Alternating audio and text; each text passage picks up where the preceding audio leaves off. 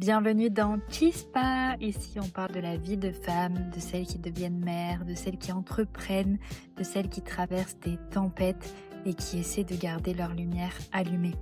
Chispa, c'est une étincelle, un espace sans tabou pour mettre des mots sur ce que l'on vit quand tout change. Pour faire vivre ce podcast, n'hésite pas à liker ou à le partager. Je suis ravie que tu sois là.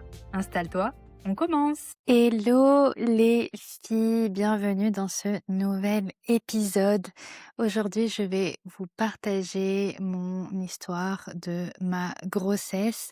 Pourquoi? Parce que en fait, je veux d'abord lever les tabous sur la grossesse, partager un peu cette désillusion quand tout ne se passe pas comme on l'avait imaginé et partager avec vous sur l'hyperémèse gravidique, le diabète gestationnel, l'utérus contractile et surtout comment cette période de loc a changé ma vision de l'entrepreneuriat et m'a forcé à mettre mon ambition et mon ego de côté, ne serait-ce que pour quelques mois. Donc ça va pas être un épisode facile à enregistrer, mais je pense qu'il peut sincèrement vous aider si vous êtes dans ce cas-là ou si vous avez un projet bébé, parce que moi j'aurais aimé être au courant avant, je me serais peut-être mieux préparée, on va en parler. Et pendant que j'étais dans le tsunami, j'ai eu du mal à trouver des contenus qui pouvaient aussi m'aider à me sentir moins seule. Donc on va parler de tout ça. Pour commencer, je voulais vraiment parler de la désillusion. Donc nous, c'était un projet bébé à fond voulu, planifié entre guillemets, et cetera. C'est un bébé qu'on attendait avec impatience et on a été très heureux de l'annonce de la grossesse. Mais je ne m'étais pas du tout préparée à la grossesse. C'est-à-dire que pour moi, c'était: on veut un bébé, OK, on se lance et jusqu'à l'accouchement, la vie suivait son cours et en gros, dans ma tête, la grossesse n'allait absolument rien changer à ma vie, jusqu'à l'arrivée du bébé. Eh bien, force est de constater que ça ne s'est pas passé comme ça pour moi, malheureusement ou heureusement, c'est comme ça. Et en fait, quand je vois, des amies qui sont enceintes aujourd'hui et tant mieux pour elles parce que ce que j'ai vécu, je ne le souhaite à personne, je me rends compte en fait à quel point ma grossesse a été compliquée. Alors évidemment, il y a toujours pire, c'est sûr, mais c'est vrai que quand je vois, les grossesses autour de moi, je me dis que j'ai quand même, bien morflé. Bon, tout s'est bien terminé donc c'est magique et s'il fallait le refaire, je le referais. Mais c'est vrai que quand on est dans le dur, c'est très, très, très, très, très compliqué de voir la lumière au bout du tunnel. Donc pour vous raconter, je vais, vous parler des 3 choses que j'ai eues pendant la grossesse, en plus de ce que la plupart des femmes ont, hein, bien entendu.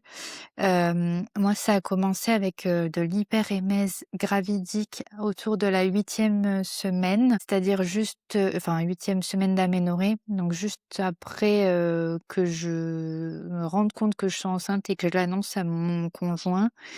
J'ai commencé à avoir, des vomissements et vraiment des vomissements incessants. C'est-à-dire, que je vomissais, 8, 10, 15 fois par jour.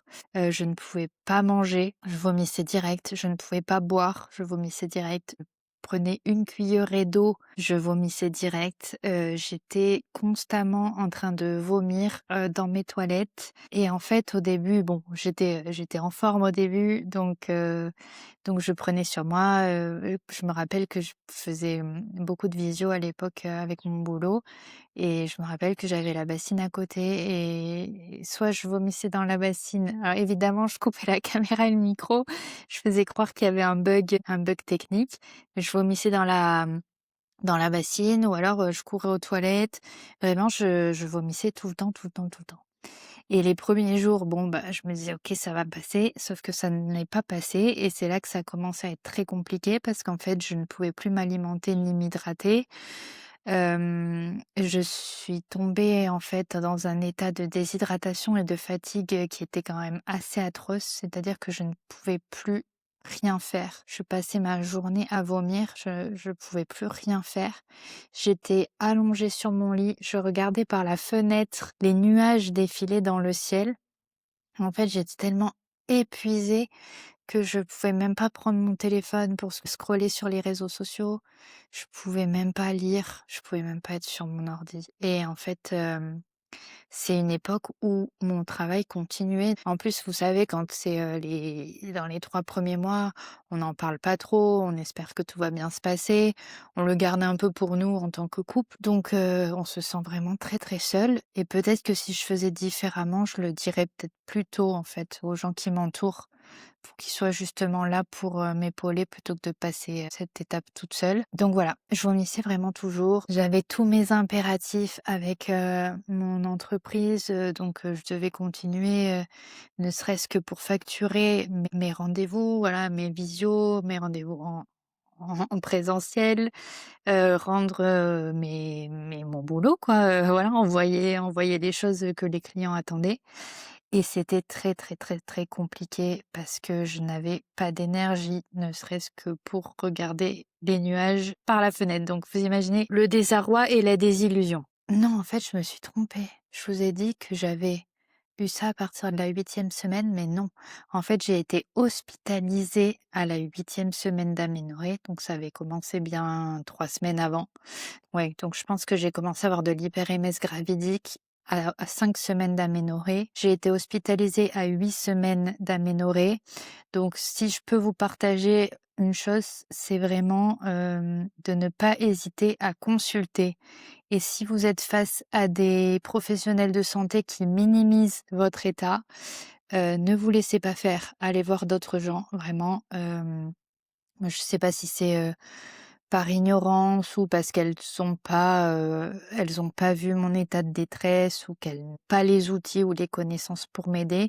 Mais j'ai vu 2 sages-femmes qui m'ont, dit que c'était ça, que c'était le 1er trimestre, qu'il fallait faire avec. Elles m'ont, prescrit des médicaments, spéciaux qui n'ont absolument rien fait et les vomissements ne s'arrêtaient pas. Et en fait, je m'étais mis martel en tête, je les croyais, je me disais: «Mais en fait, c'est ça va passer, tiens bon, ça va passer». On dit toujours que les vomissements et les nausées, c'est jusqu'à la 12e semaine d'aménorrhée à peu près, les 3 premiers mois. Donc je me disais: «Tiens bon, ça va passer» et en fait, mon conjoint me voyait, mais je ne tenais plus. C'est-à-dire que à chaque fois, il me préparait à manger, il me disait: viens à table, essaye quand même de manger, même si tu manges une cuillerée, essaye de manger» et en fait, j'étais tellement fatiguée, tellement déshydratée que je ne tenais même pas à table. J'étais allongée sur la table et j'essayais de prendre une cuillerée, mais vraiment, mais mon état quand j'y repense, là, ça fait un peu plus d'un an. Je me dis: «Mais comment je pouvais être dans cet état-là?» C'était vraiment terrible. Pour revenir à ça, si vous passez par une période comme ça, surtout, ne restez pas seul. N'hésitez pas à aller voir d'autres professionnels de santé. Il y en a qui sont plus ou moins formés. Déjà, n'hésitez pas à mettre, des mots sur ce que c'est. Donc ça s'appelle de l'hyperémèse gravidique et moi, ce qui m'a vraiment sauvée, en fait, c'est que mon conjoint enfin sauvée, aidée, c'est que mon pouvait plus de me voir dans cet état-là et il m'a dit: «Léa, ça peut plus durer. Si tu le fais pas pour toi, bah, fais-le au moins pour, le bébé que tu portes, il faut qu'on aille aux urgences». Et moi, je lui disais: «Non, mais les urgences, c'est pour des gens qui sont vraiment au bord de la mort, moi je peux tenir», enfin, moi j'ai toujours un peu pitié du corps médical. Je me dis: «Ils sont débordés, je veux pas leur rajouter de poids» et cetera. Mais voilà, bref, on a été aux urgences et là, j'ai eu de la chance en fait, d'être accueillie par une équipe exceptionnelle. Ils ont vu que dans les 10 minutes où ils ont commencé à me prendre en charge, j'avais vomi déjà 3 fois. Ils ont vu que j'avais perdu, plus de 5 kilos en très peu de temps, en étant enceinte et ils ont vu que j'étais, dans un état de détresse, psychologique, terrible aussi. Je faisais que pleurer. En fait, je pense que j'ai lâché les vannes en étant entourée d'équipes médicales parce que je me suis mise à pleurer, je tenais plus, je dis que j'en pouvais plus et on m'a pris en charge, on m'a dit que tout se passerait bien et j'ai été hospitalisée 3 jours. Donc c'est 3 jours où on m'a fait jeûner en fait pour, apparemment casser je vous donne mon je sais pas si c'est bien, si c'est mal, je vous conseille pas de faire exactement la même chose. Vraiment, je vous conseille juste de vous faire accompagner et je vous dis comment ça s'est passé dans mon cas. Hem, je suis pas médecin, loin de là et j'ai un peu subi tout ce qui m'est arrivé donc je n'ai pas du tout les solutions, hein. Je vous raconte juste, mon témoignage personnel. Donc, on m'a fait jeûner pendant 3 jours pour casser le cycle des vomissements et j'étais du coup perfusée pour qu'on me réhydrate. En fait, on m'a gardée aussi longtemps, on me l'a pas dit sur le moment, mais parce que j'avais des résultats, sanguins qui étaient assez, préoccupants, notamment au niveau du foie ou je sais pas trop quoi, bon bref. Et donc, pendant 3 jours, je mourais de faim, j'ai essayé de négocier avec l'infirmière pour qu'elle me donne au moins une compote, parce que vraiment j'avais trop, trop faim, donc j'étais alimentée par la perfusion évidemment. Mais, voilà, j'avais extrêmement faim et il s'avère qu'ensuite je suis rentrée à la maison et à peine rentrée à la maison, c'est-à-dire que je suis rentrée vers 16 heures et je crois vers 18 heures, je me suis remise à vomir. Que pas dans la quantité et dans la fréquence d'avant. Ça a permis de freiner mes vomissements, mais j'ai continué à vomir, 2-3 fois par jour pendant, ça s'est arrêté je crois au 5e mois de grossesse, donc ça a été très, très long. Et il faut savoir que pendant cette hospitalisation, en fait, personne, de ma famille ou de mon entourage n'était au courant que j'étais enceinte parce qu'en fait, là encore, c'était la désillusion. En fait, j'avais envie de l'annoncer, d'une manière, un peu sympa. J'avais pas envie de l'annoncer par SMS ou par téléphone et en fait, je pense que c'est une erreur aussi et enfin, ça vient, je pense, de l'illusion qu'on nous met en tête, de comment se passe une grossesse idéalement. Enfin, moi, je sais que j'en veux beaucoup aux films ou qui sont reliés, mais tant mieux, parce que quand je vois mes amis pour qui ça se passe bien, tant mieux. En fait, ça se passe bien pour la majorité, je pense, des femmes, et encore heureux. Mais c'est vrai que c'est dommage de pas avoir de figure, qui montre aussi la partie difficile, dans les films ou dans les contenus mainstream, quand on s'intéresse pas tant que ça à la maternité, qu'on n'est pas trop entouré de personnes, qui ont eu des difficultés et donc c'est là, en fait, que je me sentais très, très seule. Je me rappelle que quand j'étais sur mon lit d'hôpital, c'était un jour où je devais retrouver, ma maman pour faire un truc, je sais plus ce que c'était et elle m'a dit: «Bon, du coup, tu passes à quelle heure?» Et je me rappelle que je lui ai envoyé un SMS en lui disant: «Écoute maman, malheureusement, j'ai trop de boulot. Je peux pas passer cet après-midi, mais je t'écris dès que j'ai davantage de temps». Et en fait, j'ai été perfusée sur mon lit d'hôpital parce que, bah, du coup, bah, pareil, mon conjoint, venait me voir, mais il avait aussi, des impératifs, professionnels et puis tu es un peu comme une loque donc au bout d'un moment, il vaut mieux que tu te reposes et que tu dormes, et que ton conjoint, il fasse, des choses, utiles, quoi. Et donc en fait, j'étais seule et je me rappelle de cette solitude et de cette, je sais pas si c'était une déprime, mais oui, vraiment, j'étais au bout du rouleau. Je me disais: «Mais en fait, je veux pas être enceinte, je veux pas ça. Si être enceinte, c'est ça, je veux pas». Et là, pour le coup, je me suis vraiment accrochée à l'amour pour mon bébé et je me suis dit: «Mais en fait, je vais tenir jusqu'à ce que j'accouche. Il faut que je tienne parce que j'ai mon bébé qui est là et il faut être forte». Mais vraiment, c'était atroce.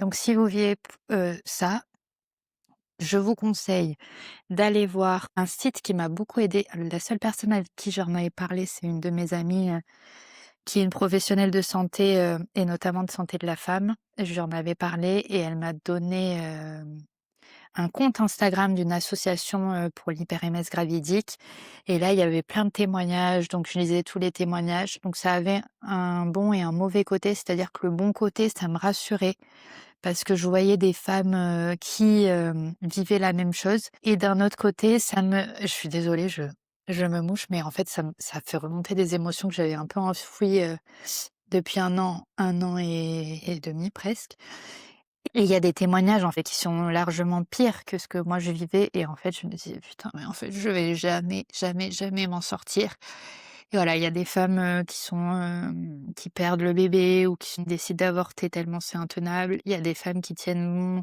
jusqu'à leur accouchement, qui vomissent même pendant leur accouchement et ça s'arrête dès que le bébé est sorti. C'est vraiment un truc de fou. D'après ce que j'ai compris, ça peut être un souci hormonal, voilà, d'hormones de grossesse qui sont, très, très présentes et en trop grosse quantité entre guillemets.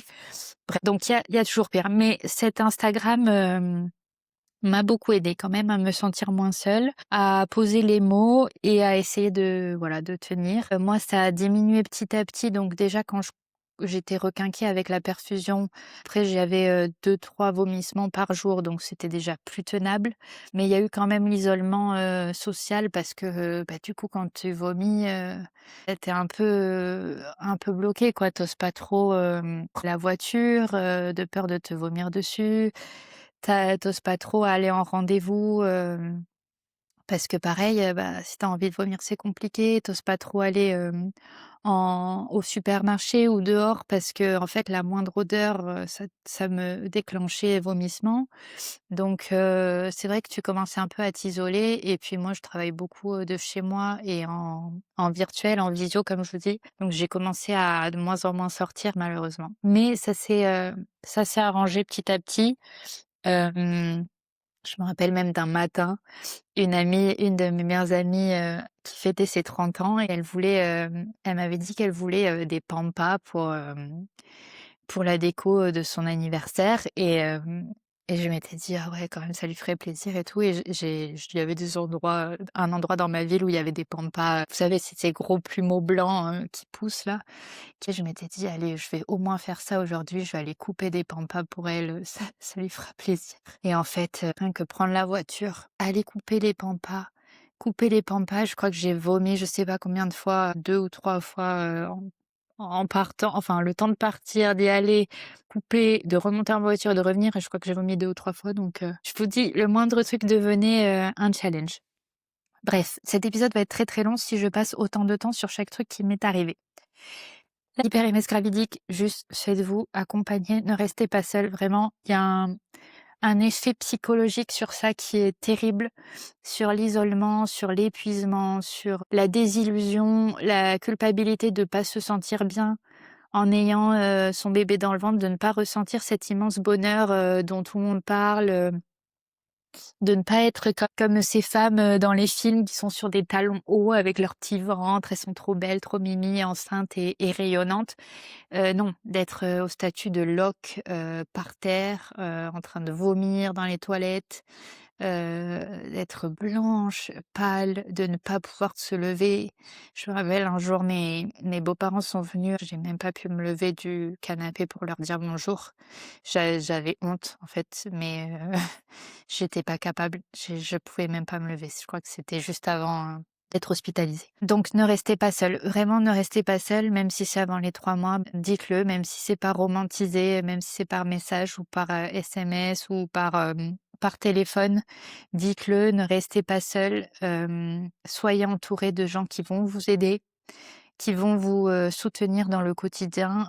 Je sais que moi, je ne faisais plus rien et voilà et c'est mon conjoint qui faisait tout, qui m'alimentait, qui m'aidait, il y a je crois que je suis restée mon maximum 3 ou 4 jours sans me doucher, sans me laver les dents. Vraiment, je n'étais plus que l'ombre de moi-même.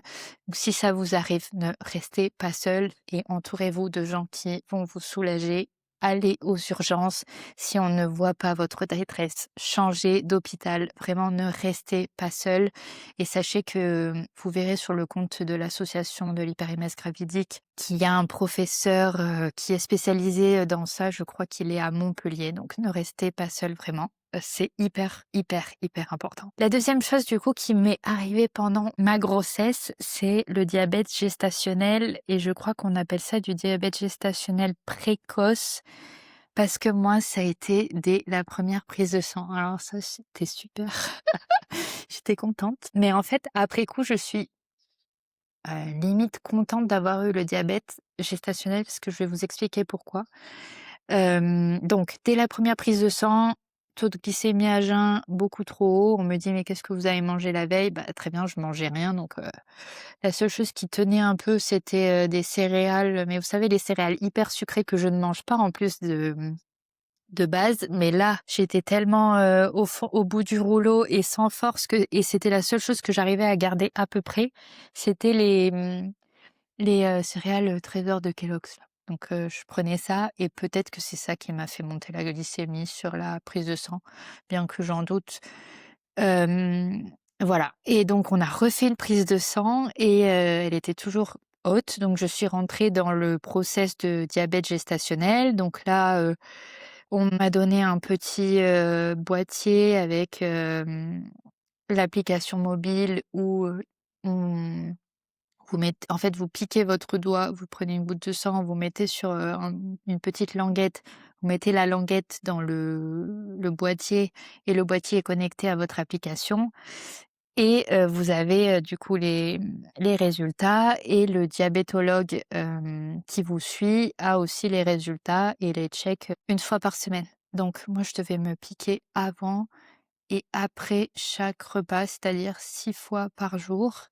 Donc ça, c'est pareil, quand tu déjà pas bien, enfin bon bref, c'est un truc que tu aimerais éviter quand tu pas chez toi. Parce qu'en fait, c'est fou, c'était il y a pas longtemps, mais mon cerveau, il a zappé. C'était c'était peut-être juste avant le repas et c'était 2 heures après le repas ou un truc comme ça. Donc 2 heures après le repas, bah, faut que tu ton rappel, faut que tu le boîtier si tu pas chez toi.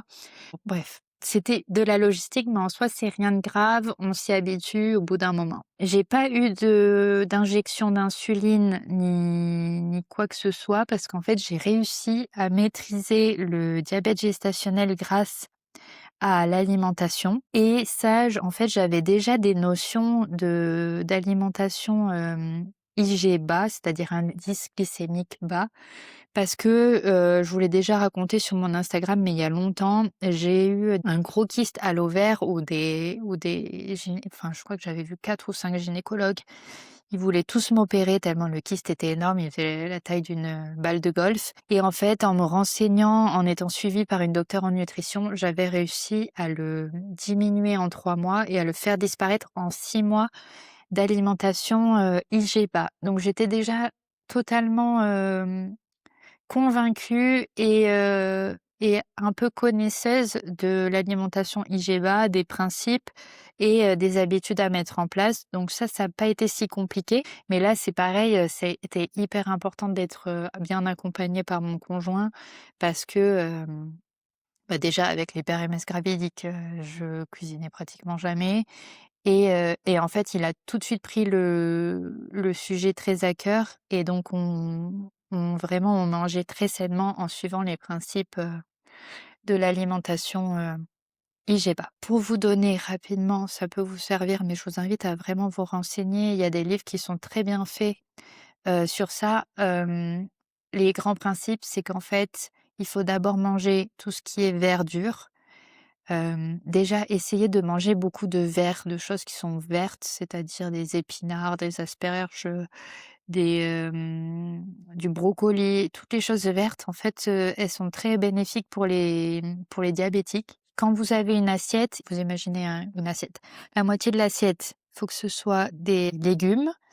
Le quart, il faut que ce soit des féculents. Donc féculents, c'est pommes de terre, riz, pâtes, voilà. Et le dernier quart, que ce soit des protéines. Donc dans l'idéal, pour maîtriser votre glycémie, il faut d'abord manger les légumes, ensuite les protéines et terminer par les féculents. Parce que les féculents, ce sont ce qu'on appelle en français des sucres lents et ça reste du sucre. Et si vous voulez manger du sucré, que ce soit toujours en dessert, donc à la fin d'un repas, ou si vous prenez une collation qui est sucrée ou quoi, toujours, toujours, toujours d'abord manger une protéine. Par exemple, si vous vouliez manger, une crêpe au Nutella, toujours d'abord manger, du fromage blanc, nature et ensuite la crêpe au chocolat parce que les protéines aident à réguler la glycémie. Bon, on pourrait rentrer dans les détails, mais ce sont les grands principes qui vous aideront. Pareil, au début, on m'a dit, «Oui, diabète gestationnel, votre bébé va être hyper gros, ça va être peut-être compliqué d'accoucher par voie basse». On m'a fait peur alors que j'étais au tout début, je sais pas à quelle semaine on fait la la première prise de sang, mais j'étais au tout début de ma grossesse et je pleurais. Je me disais: «Mais mon bébé il va être trop gros, on va peut-être me faire une césarienne». Vraiment déjà j'étais pas bien avec ce que je vous ai raconté juste avant et on m'a dit ça et j'étais au bout du rouleau, je pleurais, je pleurais, je pleurais. Si ça peut vous rassurer, ce n'est pas vrai. Ce n'est pas vrai. Vous pouvez être en diabète gestationnel et ça peut arriver évidemment et vous pouvez être en diabète gestationnel et que ça n'arrive pas. L'alimentation fait des miracles. Que vous ayez du diabète gestationnel ou tout autre type d'inflammation dans votre corps, enceinte ou pas, l'alimentation fait des merveilles. C'est le principal carburant du corps, c'est votre principal médicament. L'alimentation fait des merveilles, donc vraiment renseignez-vous sur ça. Ça peut énormément vous aider pour toutes les maladies, inflammatoires et concernant le bébé, si ça peut vous rassurer, je me suis piquée pendant toute la grossesse, j'ai vérifié, j'étais souvent dans le vert, parfois dans l'orange parce qu'en fait sur l'application c'est vert, orange ou rouge, et mon bébé est né par voie basse à 2 kg 980, donc c'était loin, loin, loin d'être un gros bébé. Voilà, avec le poids que j'ai perdu avec l'hyper-MS gravidique, en fait, le jour où j'ai accouché, je pesais après avoir, délivré le bébé, le placenta et tout, je pesais moins que quand j'ai commencé ma grossesse. Donc ça, c'est pas top, hein, c'est pas une gloire, ni une, j'en suis pas spécialement heureuse, mais j'ai réussi quand même voilà, à me stabiliser, à ce que le bébé aille bien et que le diabète aussi soit bien régulé. Donc sachez que si vous avez le même souci, ne n'écoutez pas tout de suite ce qu'on vous dit. Faites étape après étape, mangez bien, pas de soda, pas de jus de fruits. Les jus de fruits, contrairement à ce qu'on pense, c'est pas bon pour la santé, hein. C'est pas parce que c'est des fruits que c'est bon pour la santé. Les fruits sont faits pour être mangés, mastiqués et assimilés dans le corps, toujours en mangeant une protéine avec si possible, si vous avez la glycémie sensible. Et voilà, un jus de fruits il faut se mettre en tête qu'un jus de fruits, c'est comme un soda. Ça peut être, un petit moment de plaisir pour vous, mais on ne boit pas un jus de fruits, pour la santé. Jamais, jamais, jamais. C'est du sucre rapide et c'est à éviter. Il faudrait faire en vrai un épisode entier sur la nutrition. Je suis pas une spécialiste, mais je suis, fascinée par ça depuis, mon aventure avec mon kyste à l'ovaire. Donc si ça vous intéresse, n'hésitez pas à m'envoyer un message. Je prendrai peut-être le temps de faire ça. Et ensuite, du coup, la troisième chose que j'ai eue pendant ma grossesse, le fait de contracter très très tôt, d'avoir des contractions assez préoccupantes. C'est-à-dire que je crois que c'était à la 20e semaine d'aménorrhée ou 28e. J'ai commencé à sentir du coup, voilà, le ventre tout dur, à avoir très mal et à me dire, «Beh, c'est pas normal» et cetera. Et donc un jour, je me suis dit: «Bon, je vais quand même aller aux urgences, on sait jamais». Quand on est enceinte, bon, avec, tout ce qui m'est arrivé et même quand on est enceinte en général, il vaut mieux pas prendre de risques, il vaut mieux tout de suite aller consulter. Et en fait, on m'a fait un monitoring et j'avais des contractions tout le temps, tout le temps, tout le temps. Et donc ils m'ont même dit qu'avec des contractions comme ça, une sage-femme, m'enverrait directement, à l'hôpital. Donc en fait, du coup, je faisais les monitos à l'hôpital toutes les semaines. On m'a donc, fortement déconseillé de prendre la voiture. On m'a demandé de lever le pied, avec mon travail, de ne plus trop travailler assise parce que ça appuie sur l'utérus et donc je devais travailler la majeure partie du temps allongée. Voilà, donc autant vous dire que là, je vous dis ça comme ça un peu froidement, mais que pareil, c'est la désillusion en fait, enfin, moi je m'étais dit: «Je charbonne à fond avant mon accouchement comme ça après je pourrais peut-être lever le pied pour le reste de l'année et tout». Et en fait, non. Toute ma grossesse, ça a été, que ça, que semer d'embûches. Obligée à ralentir. Donc après coup, on se dit: «Oui, effectivement, la santé du bébé avant tout», mais on se sent très, très seul. Parce que pareil, on peut pas conduire, on peut plus trop, être debout ou aller à des événements. Je pouvais plus travailler assise, moi je travaille sur mon ordi donc travail allongé, ouais. Faire les visios allongées, super, les clients, c'est vraiment impossible. C'est vraiment une désillusion et Et c'est là, en fait, que j'ai commencé à apprendre que ma valeur ne dépendait pas de ma productivité et que voilà, que je devais mettre mon ego et mon ambition de côté, que mon plus gros projet, pour l'année 2025, c'était, de créer ce bébé pièce par pièce et de le rencontrer plus tard. Mais quand on est dans le dur, déjà, il y a une espèce de culpabilité, en fait, de se dire: «Bah, je ne produis plus, je suis bloquée». Et dans mon cas, je suis à mon compte, donc quand je ne facture pas, je ne gagne pas et du coup, il y a cette épée de Damoclès, en fait, de se dire: «Eh ben, je suis bloquée, quoi, je vais faire comment?» C'est un stress, incommensurable en plus, de tout le reste. C'est là, en fait, que j'ai commencé à vraiment endosser ce rôle de maman, c'est-à-dire de ne plus forcément faire passer mes besoins en premier et de penser avant tout à la santé de mon bébé.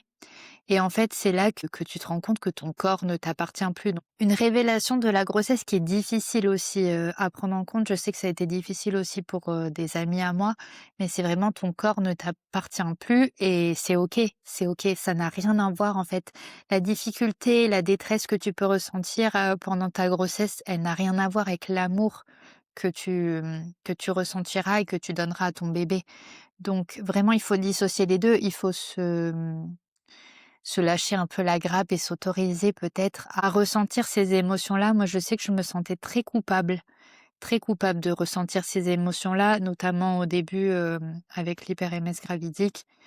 Je me disais: «Mais en fait, je veux pas être mère si c'est ça». Enfin, j'avais des idées qui me semblaient inappropriées. Je me sentais coupable de ressentir ça, mais en même temps, mon état physique, il était vraiment dans un sale état et c'est pareil quand on est alité ou qu'on est, forcé à lever le pied, qu'on ne peut plus vivre, comme avant. C'est très, très, très dur. Ceux qui ne l'ont pas vécu, ne sont pas forcément là pour toi parce qu'en fait, ils savent pas ce que tu vis déjà donc bon, on peut leur pardonner et puis en plus, si vous êtes comme moi, je j'aime pas trop me morfondre, qu'il y a vraiment très peu de gens qui savaient ce que je vivais et et du coup, bah, par ricochet, je me suis sentie très seule. J'ai pas été très accompagnée pendant ces périodes-là et j'ai ressenti vraiment beaucoup, beaucoup de solitude, pendant ma grossesse.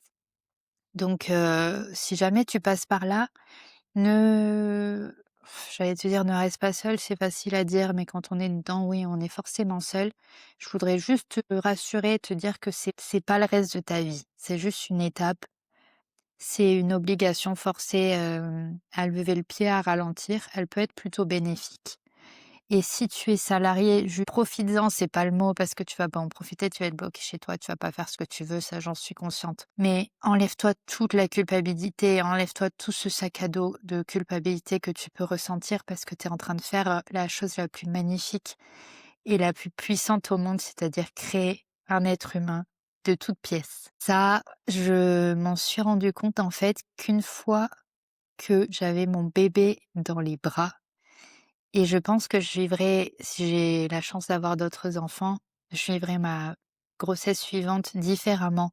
Parce que cette grossesse-là, en fait, je savais que j'avais un bébé dans le ventre, c'est évident, mais je ne mesurais pas, en fait, que ce bébé, ça allait être mon bébé qui allait se transformer en enfant, en adulte. En fait, que c'était un être humain que je créais. Sur le moment, je n'arrivais pas du tout à imaginer que c'était un vrai bébé. Je sais pas comment expliquer. Dites-moi si ça vous est arrivé aussi. Ça peut sembler totalement idiot, mais mais vraiment, si tu es dans cette étape-là et que tu es salarié, profites-en. Pour ralentir, ne te rajoute pas de la culpabilité. Si tu es arrêté, si tu es forcé d'être arrêté sur avis médical, tu es pas en train de faire un caprice ou tu n'es pas, paresseuse ou voilà, enfin, remettons l'église au centre du village. Il y a des bonnes raisons d'être arrêté et ça, c'est une des meilleures raisons. Donc voilà, si ça peut te culpabiliser. Moi, en revanche, là, je peux parler plutôt aux entrepreneurs. Moi, je n'ai pas pu être arrêtée. Ça qui m'a rajouté du stress. Je sais que si je retombais enceinte un jour, je ferais les choses différemment. J'avais énormément planifié ma grossesse au niveau business, c'est-à-dire, si je peux vous donner des tips, c'est vraiment avoir une trésorerie en béton, c'est-à-dire au moins 6 mois, voire 12 mois de coûts fixes, dont votre salaire en trésor avant de vous lancer dans une grossesse, si possible évidemment. Deuxième chose, avoir une prévoyance. La prévoyance, c'est une assurance en fait qui vous assure si vous êtes, incapable de travailler. En fait, c'est l'assureur qui va vous, verser votre salaire et éventuellement payer les coûts fixes de votre entreprise. Donc c'est vraiment un filet de sécurité et mais malgré ça, en fait, je n'ai enfin, j'ai été arrêtée, je crois, juste 15 jours. 15 jours au début, avec l'hyper-MS gravidique et pas plus parce qu'en fait, quand on est à son compte, c'est bien beau d'avoir une prévoyance, mais si on arrête de travailler, certes, on va recevoir son salaire, mais on va perdre ses clients et moi, j'avais une peur bleue de perdre mes clients parce que si tu es en arrêt pendant, les 6 mois restants de ta grossesse et qu'ensuite tu as ton congé mat, 3 mois à peu près après ton accouchement, et tes clients, en 9 mois, ils vont aller voir ailleurs. Donc tu as une épée de Damoclès qui est terrible, en fait. C'est terrible parce que, j'avais préparé financièrement, j'avais la prévoyance pour ne pas m'inquiéter financièrement, pendant, ma grossesse, mais je pensais à l'après. Je me disais: «Mais si je n'accomplis pas mes missions à l'instant T, mes clients vont aller voir ailleurs et en fait, quand je vais reprendre, là, j'aurai plus de prévoyance, j'aurai plus rien et je vais avoir, 5-6 mois, où je vais devoir prospecter et remettre la machine en route». Donc on a beau se préparer, quand on est entrepreneur, on aura toujours cette épée de Damoclès au-dessus de la tête. C'est pour ça que je te dis, si t'es salarié, vraiment enlève-toi ce sac à dos de culpabilité et profite de l'arrêt maladie pour toi, pour prendre du temps pour toi. Parce que ma gynéco avait dit quelque chose qui est très vrai, c'est en fait, il faut que vous soyez en forme pour ce qui arrive après l'accouchement. Et c'est très vrai. En fait, dès que je vomissais plus, j'ai recommencé à carburer à fond. Mon corps a remis le haut là en disant, oh, tu fais beaucoup de voitures, là, t'es par Mons et par Vaux, aller voir tes clients, tes trucs et tout. J'ai été forcée d'arrêter, mais le cerveau continuait à carburer et le corps n'était plus apte et j'ai travaillé, voilà, jusqu'à quelques heures avant d'accoucher. J'ai fini dans un état, j'étais épuisée et aujourd'hui, si je faisais les choses différemment, sincèrement, je me ferais une projection mentale, hem, ou me dire: «Écoute, si tu tombes enceinte, il y a un an où ça sera pas ton année business, ça sera ta priorité, c'est ton corps et ton bébé et je ferai les choses différemment». Parce qu'en fait, rien ne vaut ta santé, la santé de ton bébé et surtout être en forme pour l'après. Moi, c'est ça, j'ai commencé mon postpartum, l'arrivée de mon bébé, en étant épuisée du rythme que je tenais avant d'accoucher et d'un côté, je m'en veux. Je m'en veux parce que tout le monde me le disait. Tout le monde me disait: «Il faut que tu ralentisses, il faut que tu prennes moins de projets, il faut que tu t'écoutes, il faut ça». Mais bon, voilà, après, financièrement, personne va venir, te donner, ton salaire ou faire ton boulot, pour garder tes clients. Donc c'est vrai que c'est un dilemme qui est très difficile quand on est dedans. Mais bon, hein, voilà, je m'en suis sortie. Ça m'a permis aussi de mieux appréhender mon business, de déléguer davantage de choses, d'automatiser davantage de choses et aujourd'hui, je travaille davantage, voilà, avec l'intelligence artificielle, pour justement aider les entreprises à automatiser leurs processus, mettre en place, certaines choses pour éviter d'être dépendant d'un salarié ou d'un dirigeant. Bref, parenthèse à part. Donc pour pas que cet épisode soit trop long, je vais conclure. J'espère que ça vous a apporté quelque chose, hein, parce que bon, j'ai raconté mon expérience, j'espère que ça pourra résonner en vous. Si vous êtes dans une étape, comme une de celles que j'ai décrites ou autre, il peut se passer 1000 trucs pendant une grossesse. Juste respirez un bon coup, faites-vous confiance, autorisez-vous à vous laisser aider par votre entourage. Ça, c'est quelque chose que j'ai eu beaucoup de mal à accepter aussi parce que je voulais tout faire tout le temps. Je me rappelle qu'avec mon gros ventre de grossesse, j'avais une journée de formation, je continuais à me baisser, à brancher des trucs, à bouger des tables, alors que les gens me disaient: «Léa, on va t'aider» et je n'arrivais pas à accepter de l'aide. Donc vraiment, ne faites pas comme moi. Laissez-vous porter par les autres, acceptez d'être aidé. Vous êtes, en train de faire la chose la plus merveilleuse au monde et vous verrez, si c'est votre premier enfant, quand vous l'aurez dans les mains, vous vous direz en fait chaque cellule, chaque petite particule, chaque organe, chaque ongle, chaque centimètre carré de sa peau a été créé dans mon ventre. Donc c'est normal qu'on soit fatigué, c'est normal qu'on soit pas au 100 de notre énergie ou de notre, capacité. C'est vraiment un truc de fou et on le minimise. Et si jamais vous n'aimez pas être enceinte, voilà, si cet épisode peut vous déculpabiliser, de pas être la femme sur, des talons, hauts avec une jolie robe fleurie qui court vers son chéri, dans les films, un peu à 2 balles, du dimanche après-midi. Si vous n'êtes pas cette fille-là et que vous êtes une loque, en train de vomir ou en train de regarder Netflix, en train de lire un livre et que vous avez passé la journée à coucher sur votre, canapé, écoutez, vous avez fait ce que peu de gens autour de vous ont fait aujourd'hui. Vous avez créé un être humain. Donc lâchez-vous la grappe et vraiment, si vous avez, besoin, mes messages privés sur Instagram sont ouverts, sont toujours, toujours, toujours ouverts pour ça. Ne restez pas seul, je vous le dis vraiment du fond du cœur. Je suis peut-être pas votre amie ou vous me connaissez que via Instagram ou je suis peut-être justement votre amie et vous osez pas m'en parler. Juste écrivez-moi, je suis là pour vous. Je l'ai vécu, j'ai vécu 3 phases différentes et je sais ce que c'est d'être seule. Rassurez-vous, c'est pas la finalité, c'est juste une saison de votre vie. Votre carrière ne va pas s'effondrer. C'est une pause et cette pause, elle est bienvenue et croyez-moi sur parole, je regrette. Je regrette même si j'avais perdu mes clients, même si, mon bilan allait être moins positif, moins fructueux que les années précédentes, je regrette. J'aurais dû lever le pied, j'aurais dû être en arrêt, avoir ma prévoyance, mon petit salaire qui tombait, mes charges payées et juste penser à moi. Parce que ce qui vient après, c'est challengeant aussi. Je ferai un épisode sur, l'accouchement et vous avez déjà l'épisode 1 qui est, sur le postpartum. Ce qui vient après est challengeant. Donc prenez soin de vous, mentalement et physiquement et si besoin, vous m'écrivez ou vous écrivez à vos amis ou à qui que ce soit dans votre entourage qui puisse vous soutenir. Je vous dis à très bientôt et n'hésitez pas à partager cet épisode à quelqu'un qui peut en avoir besoin et je vous remercie pour votre écoute.